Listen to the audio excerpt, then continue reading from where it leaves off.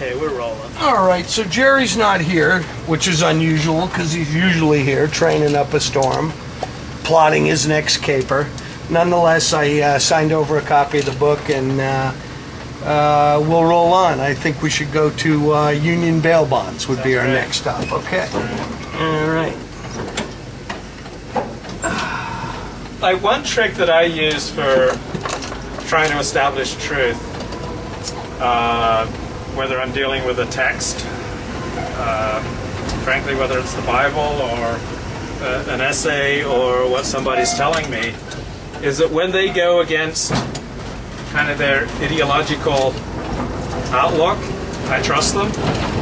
And when they're just like, trying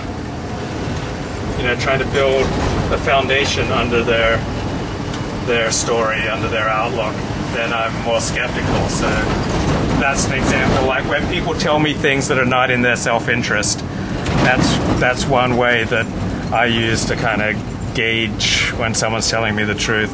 Well, what are some of the things that you do to try to gauge when someone or something is telling you the truth or not? You know, I find that one way to gauge when people are telling the truth is when you sit down and it's not a transactional thing with them. In other words, when they have nothing to gain, yeah, and yet they're still willing to talk to you, yeah, those are the people that are going to tell you the truth. If, let's say you're working for a tabloid and you're giving them money, the truth is going to be shaded. And then if you really care about the truth, which the tabloids, by the way, do not, you have to dig a little bit deeper. So I think what it is that if you meet them at the House of Pies and you're sitting down one-to-one and you realize that they're talking to you because they want their story told and they have nothing to gain by it, and in fact they actually may have something to lose. Those are the people that are telling you the truth in my book. Yeah, I like that. Yeah. I find that writing a book is a huge advantage over writing a story. People are so much more eager to talk to you for a book, and they are so much more open and less agenda-driven. Like if it's an article and it's a movie producer or director you're interviewing, they're talking to you primarily to push their particular movie. But when you give them the sense that you want to hear their whole story and you don't have a particular agenda and you're doing a book, what do you find? You find a difference when you're writing a book versus you're turning out an article for the New York Times on this particular movie? Yeah. Well, as an anecdote, Luke, I'd say about I'd say 6 out of my 10 primary sources in this book. That's with over 100 interviews for this book. 6 out of the 10 primary ones were wondering when I was going to do their book. Everybody's got a story to tell, Luke. Everybody's got a story to tell, and there's a certain prestige element that comes with. I'm working on a big nonfiction book, and they see that you're interested in them, and then they're like, wow, they all want to sit down again. And you know what? Some of those people, I'll be glad to hear them out, because there may be a book there. We're looking for Spalding. I'm trying to think. We're at Gardner in Santa Monica. I'm a little confused. It's either left or right. I believe it's left. Yeah, let's try left. So I think, there is... Got it. Thank you.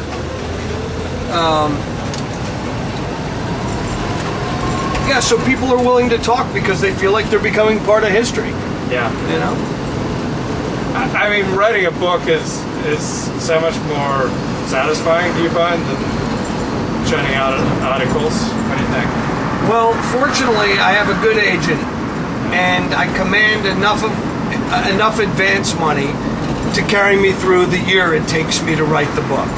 And, do I get rich writing books? Hell no, not even close. But at the same time, I'm focusing on one story for an entire year, rather than out there being the $2-3 a word print journalism whore, chasing stories every other week to stay ahead of the rent.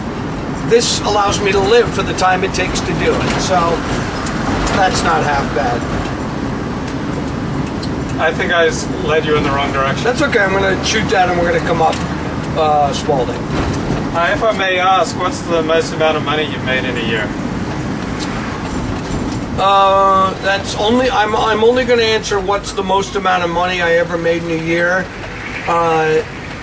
As long as you ask me what's the least amount of money I've made as a professional. Yeah. I'd say the most I've ever made in a year is around $200,000. Now, ask me. Okay. In the last 15 years, last 10 years, what's the least amount of money you made in a year? I'd say $3,700.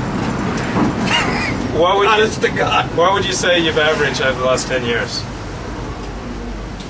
You know, this is fine with me me answering this because you know I don't base my self-worth nor anybody else's on what their income is.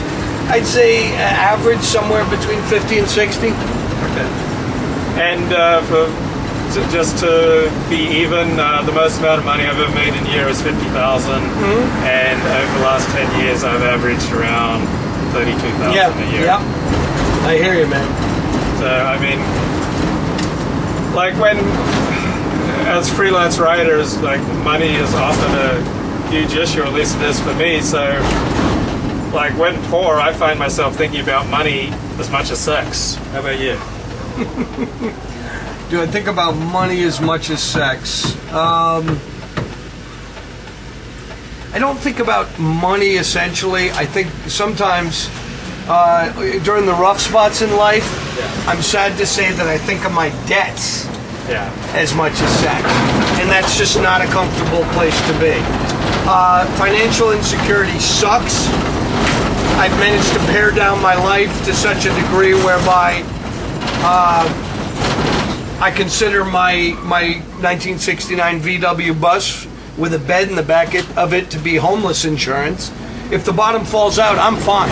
I'm literally fine living beside a park in Santa Monica or Venice, you know, in my van, as long as I have my gym membership at the 24-hour fitness where I can take a shower. You know, what more does a man need, really? I lived out of my vehicle for about 4 months. Yeah. Okay, we both have been down that road. Yeah. How was it for you? It was okay. It wasn't so bad. Yeah. I mean, I'm real grateful I haven't had to do it in the last 13 years. Did you have a wireless connection? No, this is 15 years ago before the internet, really. So All right. it's when I first came to LA in '94. So I take showers at a friend's place, but for 2 weeks I couldn't take a shower there. I went 2 weeks without a shower. All right, that sucks. I gotta have me a shower. Yeah.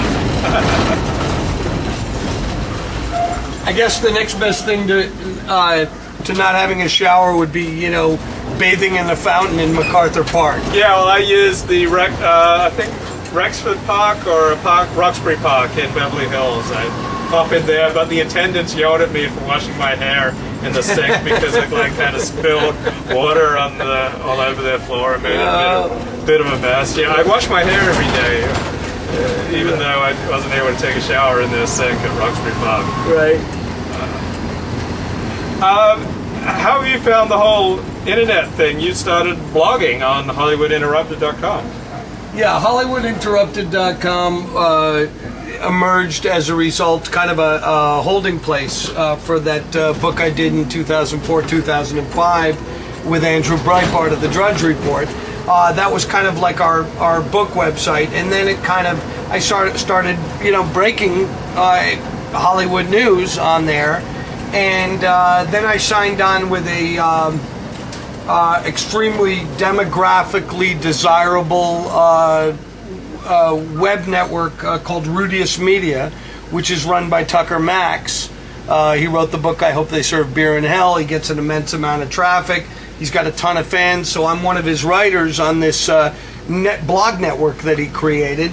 So I have that built-in traffic and that built-in demographic, and fortunately I have enough of a name that when I do break a story, I get the kind of traffic that you know, that will virally go around the world via someone, you know, one of the New York tabloids will mention one of my stories, and then it'll get